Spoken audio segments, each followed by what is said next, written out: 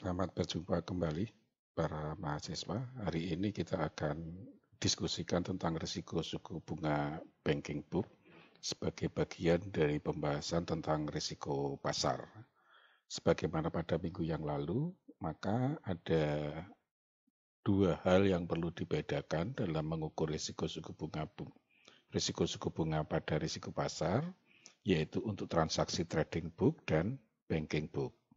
Pembahasan untuk transaksi yang trading book sudah kita lakukan minggu yang kemarin. Minggu ini kita bahas untuk kelompok transaksi-transaksi banking book. Manajemen risiko untuk suku bunga banking book merupakan bagian daripada ALMA. Selain manajemen suku bunga banking book, ALMA juga banyak berfokus pada manajemen likuiditas, manajemen nilai tukar, dan manajemen portofolio. Sebagaimana fokus ALMA yang lain, suku bunga banking book ini juga menjadi kepentingan untuk diambil pengambilan keputusannya oleh tim yang disebut sebagai Asset Liability Committee atau ALCO. Sebagai bagian dari risiko yang dihadapi oleh bank, maka risiko suku bunga banking book dapat diartikan sebagai potensi kerugian yang mungkin dihadapi oleh bank yang disebabkan oleh pergerakan suku bunga pasar pada arah yang berlawanan dengan posisi bank. Sebagai contoh, apabila bank lebih banyak memiliki aset yang sensitif suku bunga pada saat suku bunga mengalami penurunan, maka pada masa mendatang bank akan berpotensi mengalami kerugian.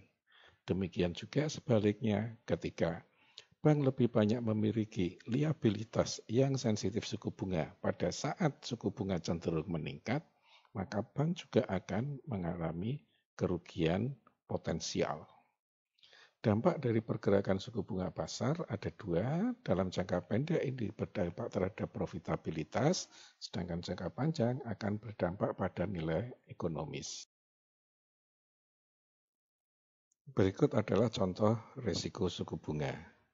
Apabila ada suatu bank X yang akan memberikan pinjaman jangka panjang dengan bunga tetap, di mana sumber dana yang digunakan untuk memberikan pinjaman tersebut adalah bersumber dari deposito suku bunga yang bersifat floating selama 3 bulan, artinya deposito tersebut suku bunganya dilakukan perubahan setiap 3 bulan.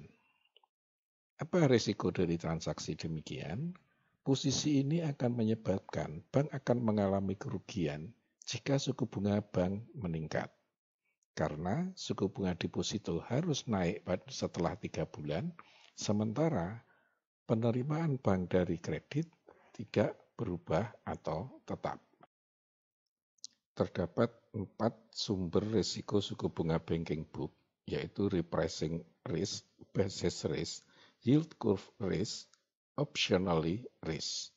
Masing-masing akan saya bahas berikut ini. Yang pertama adalah sumber risiko suku bunga banking book dari kelompok repricing risk, yaitu risiko yang timbul karena adanya perbedaan sisa jangka waktu, baik instrumen suku bunga tetap maupun suku bunga mengambang. Sebagai catatan, instrumen suku bunga tetap memperhitungkan sisa jangka waktu sampai dengan instrumen jatuh tempo. Sedangkan suku bunga mengambang memperhitungkan sisa jangka waktu sampai dengan penyesuaian tingkat bunga berikutnya.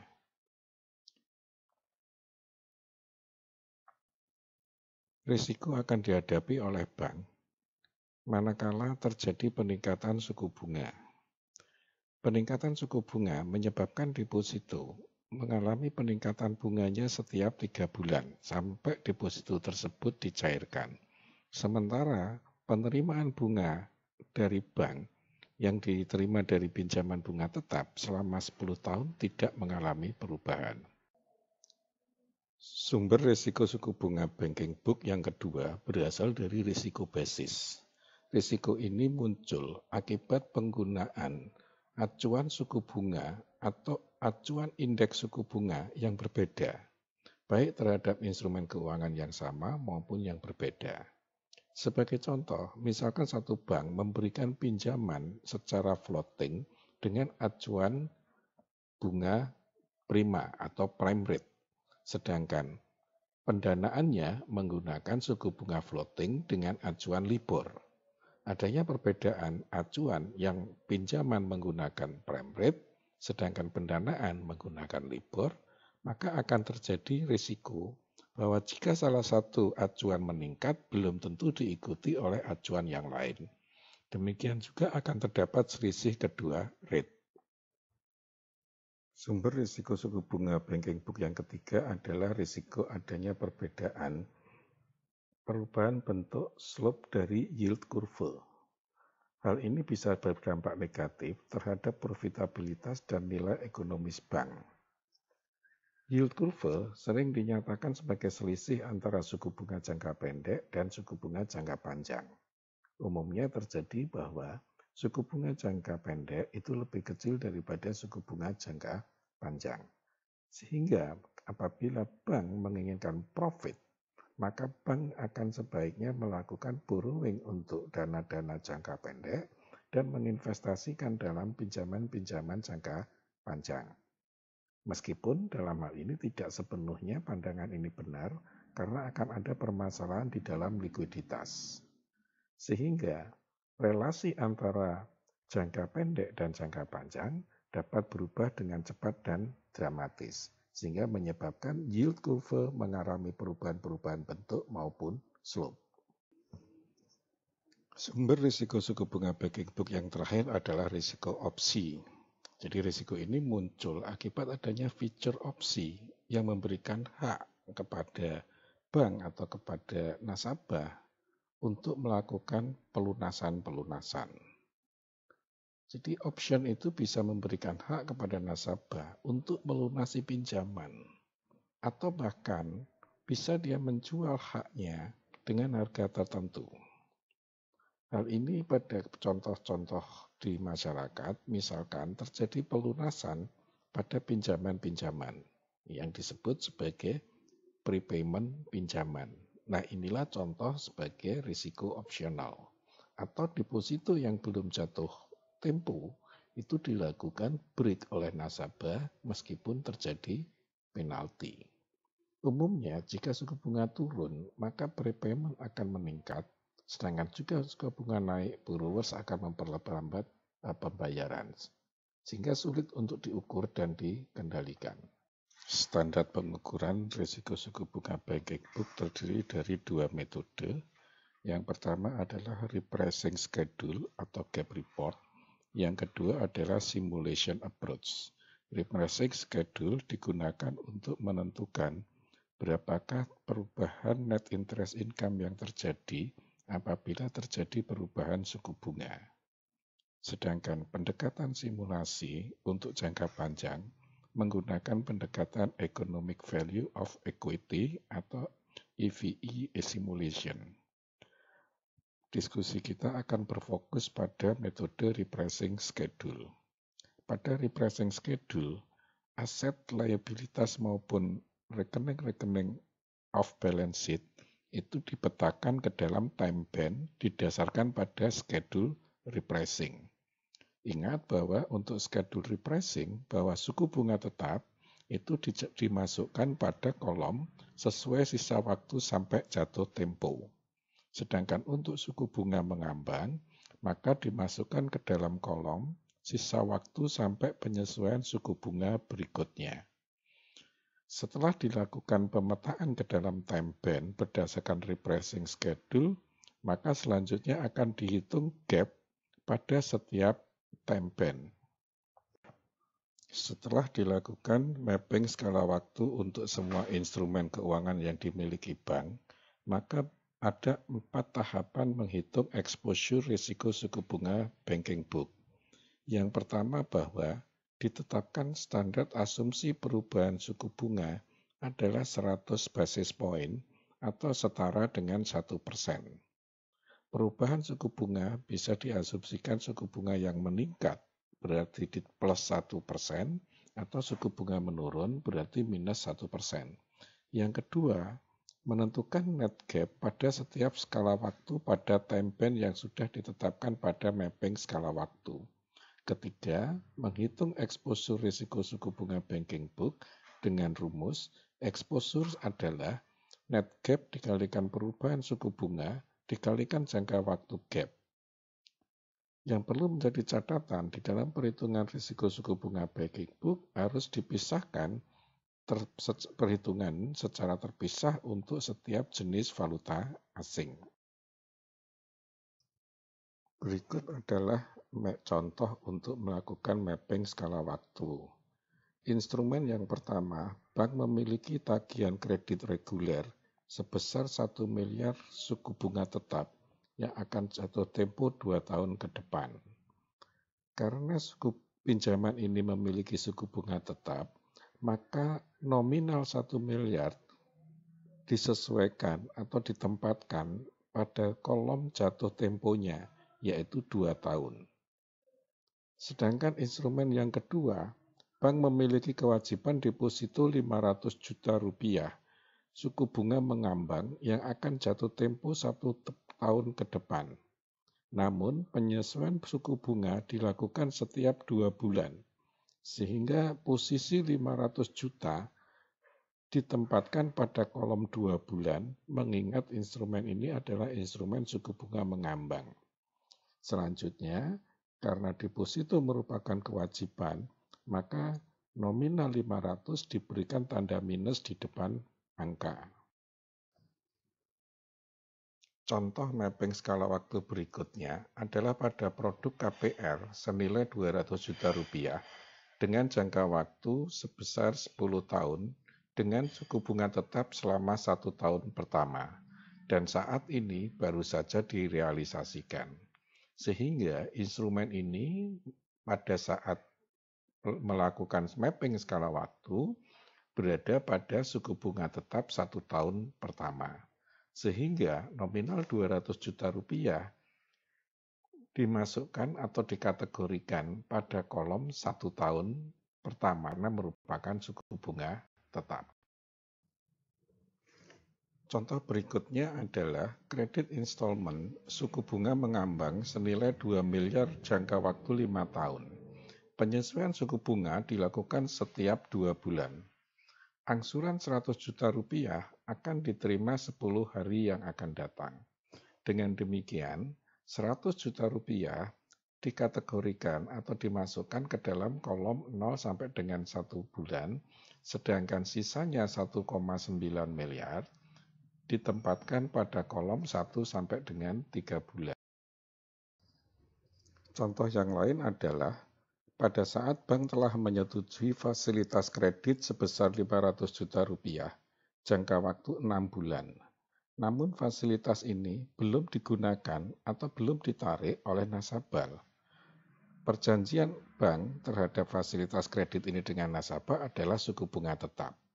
Karena manfaat daripada fasilitas kredit ini belum digunakan oleh nasabah, maka 500 juta rupiah tersebut ditempatkan pada kelompok off balance sheet dengan jangka waktu 6 bulan.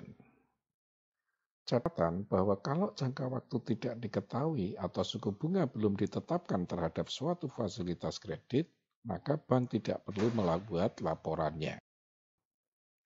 Contoh lain adalah transaksi interest rate swap, di mana bank melakukan transaksi dengan pihak ketiga untuk jangka waktu 2 tahun dengan nilai perjanjian sebesar 5 miliar rupiah.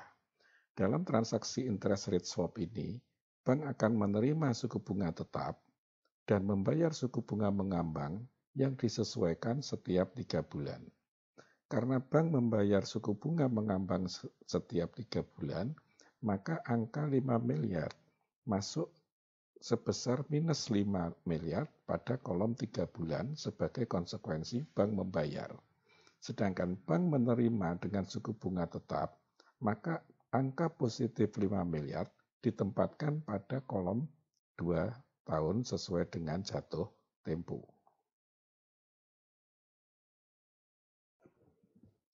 Setelah melakukan mapping skala waktu untuk seluruh instrumen keuangan, maka selanjutnya perlu dilakukan perhitungan net gap untuk setiap kolom. Sebagai contoh, pada kolom pertama 0 sampai dengan 1 bulan, aset sebesar 100, kewajiban tidak ada, off balance sheet juga kosong, sehingga net gap adalah 100. Pada kolom kedua, untuk periode 1 sampai 3 bulan, aset sebesar 1.900, kewajiban minus 500, off balance sheet minus 5.000, sehingga net gap adalah minus 3.600. Demikian juga pada kolom ketiga periode 3 sampai dengan 6 bulan, aset adalah kosong, kewajiban kosong, kemudian off balance sheet adalah minus 500, sehingga net gap adalah minus 500. Demikian seterusnya untuk semua time band dilakukan perhitungan net gap. Untuk perhitungan exposure risiko suku bunga banking book, karena kita fokus pada dampak jangka pendek, yaitu perspektif earning yang nomor 1, maka yang diperhitungkan hanya sampai dengan time band maksimum 12 bulan. Berikut adalah ringkasan dari perhitungan exposure risiko suku bunga banking book untuk perspektif earning. Untuk setiap time band dengan maksimum jangka waktu sampai dengan 12 bulan, beserta diikuti dengan perhitungan net gap, serta skenario suku bunga. Dalam contoh tabel ini, skenario perubahan suku bunga adalah adanya peningkatan 1%. Pada kolom periode gap itu dihitung dengan rumusan 12 dikurangi median time band dibagi 12. Sehingga untuk baris pertama ketika time band-nya adalah 0 sampai 1 bulan, berarti mediannya adalah 0,5, maka periode gap adalah 12 dikurangi 0,5 dibagi 12. Sehingga periode gap-nya adalah 11,5 dibagi 12. Untuk menghitung dampak terhadap net interest income pada kolom terakhir, maka perlu dikalikan semuanya, angka pada net gap dikalikan dengan perubahan suku bunga, dikalikan dengan periodic gap. Sehingga untuk baris pertama diperoleh dampak terhadap net interest income adalah positif 0,96. Demikian seterusnya, dan setelah dijumlah diperoleh dampak terhadap net interest income adalah minus 31,67.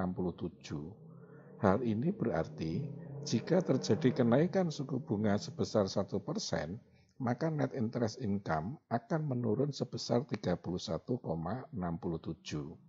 Sedangkan sebaliknya, jika terjadi penurunan suku bunga sebesar 1%, maka net interest income akan meningkat sebesar 31,67. Demikian seterusnya, setelah menyelesaikan perhitungan risiko suku bunga banking book untuk satu mata uang, misalkan rupiah, maka perlu dilanjutkan untuk jenis mata uang yang lain. Karena perhitungan risiko suku bunga banking book ini harus dipisahkan dari satu mata uang dengan mata uang yang lainnya. Demikian yang bisa saya jelaskan untuk risiko suku bunga banking book yang berpotensi bisa memberikan kerugian pada bank.